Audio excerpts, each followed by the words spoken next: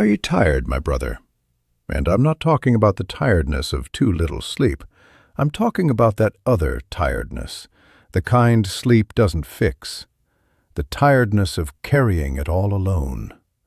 The tiredness of worrying about money, about the children, about health. The tiredness of holding on, of pretending you're fine, of not being able to fall apart because everyone depends on you. The tiredness of the soul.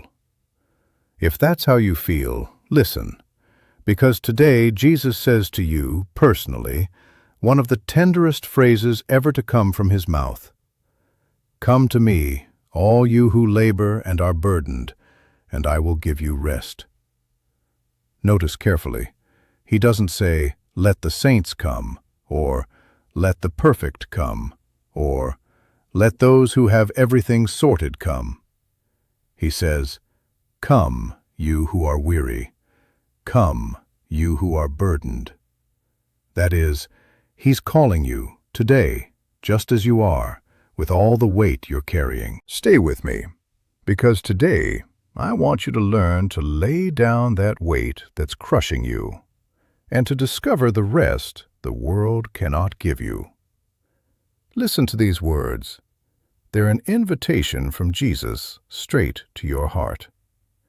Jesus said, come to me, all you who labor and are burdened, and I will give you rest.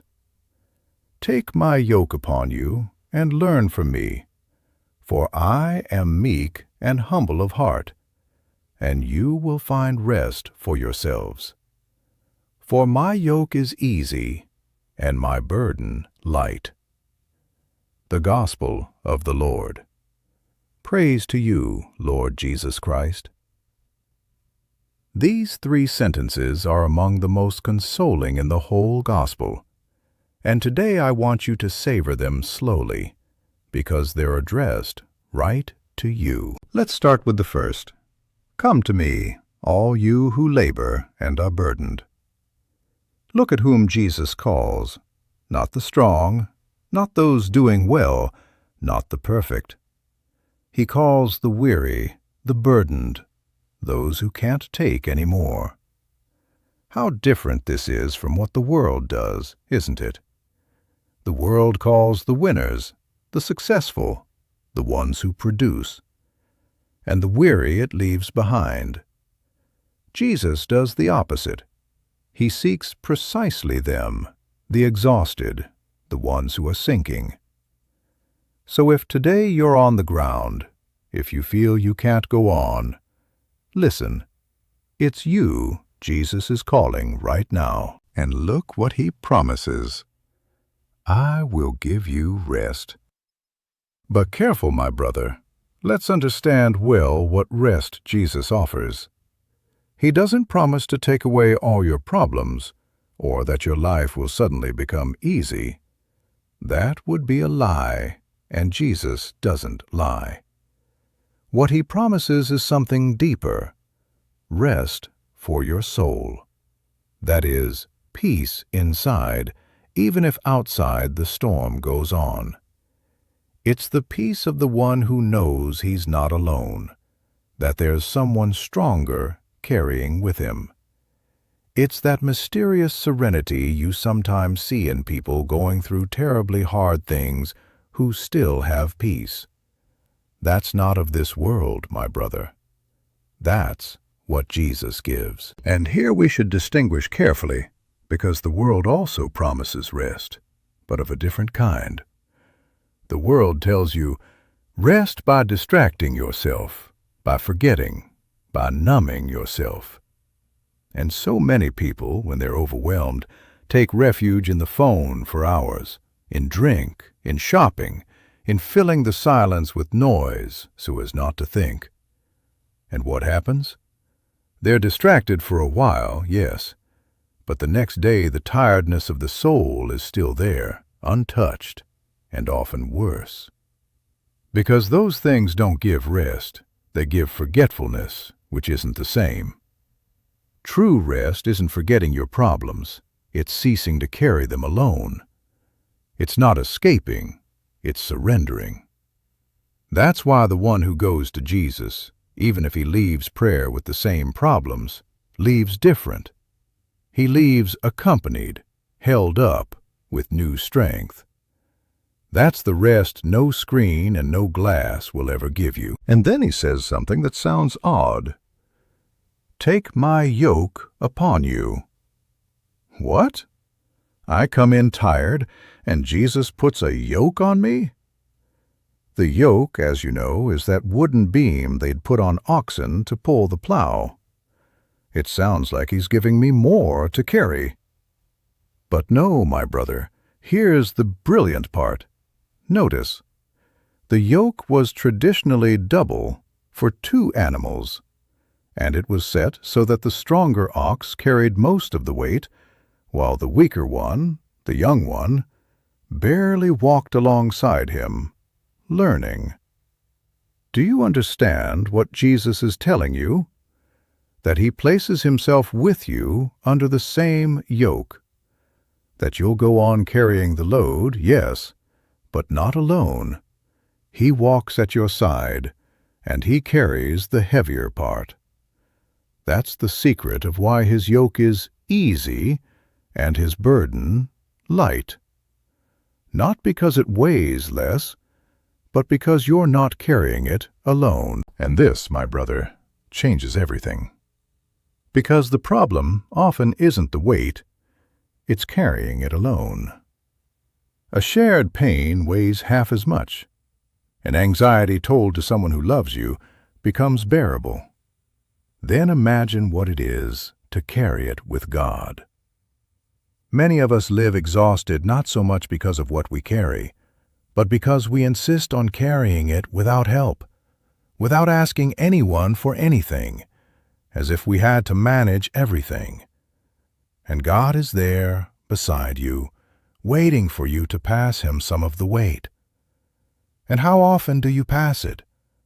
How often do you really hand him your worries instead of turning them over at night without sleeping? And let me tell you something with affection, my brother, because I've seen this a lot.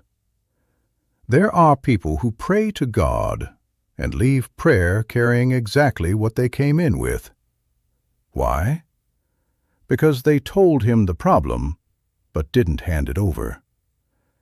It's as if you showed someone your very heavy suitcase, described it in detail, and then slung it back on your shoulder and kept walking. Praying isn't just informing God of your problems. He already knows them. Praying is releasing them into his hands and leaving them there. And yes, it's hard, because we've grown so used to our worries that we're almost afraid to let them go, as if by ceasing to worry we'd lose control. But look, worrying has never solved anything. Not one of your sleepless nights changed a thing. It's only taken your peace and your health. Try the opposite today. Do what you can and truly leave the rest in God's hands. And you'll see what it is to sleep peacefully. And look at how Jesus describes himself, because it's beautiful. Learn from me, for I am meek and humble of heart. It's the only time in the whole gospel that Jesus describes himself from within. And he doesn't say, "Learn from me, for I am powerful," or "for I am wise." He says, "I am meek and humble." That is, don't be afraid to come near. He won't scold you, won't make demands, won't humiliate you. He's meek, he's humble, he's approachable.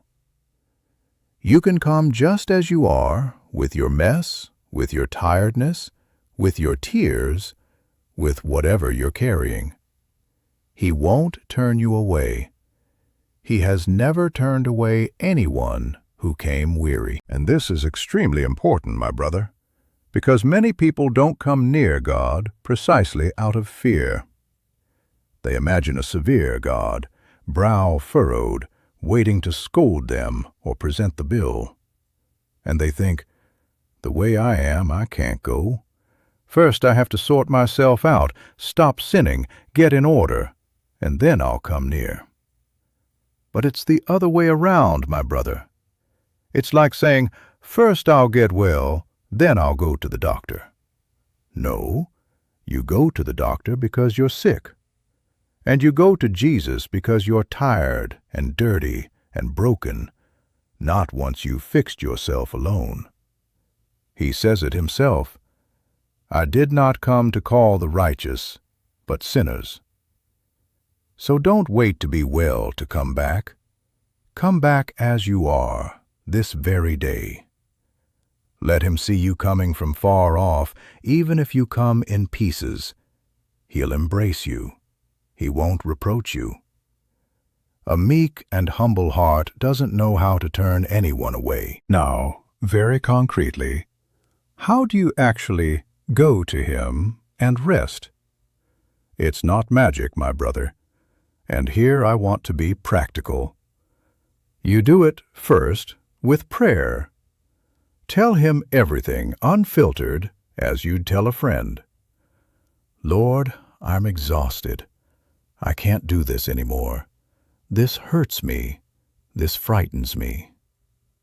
That's already handing him the weight. You do it, second, with the Eucharist and confession. There he gives you his strength for real, not for show. The one who confesses walks out light, and the one who receives communion carries God within.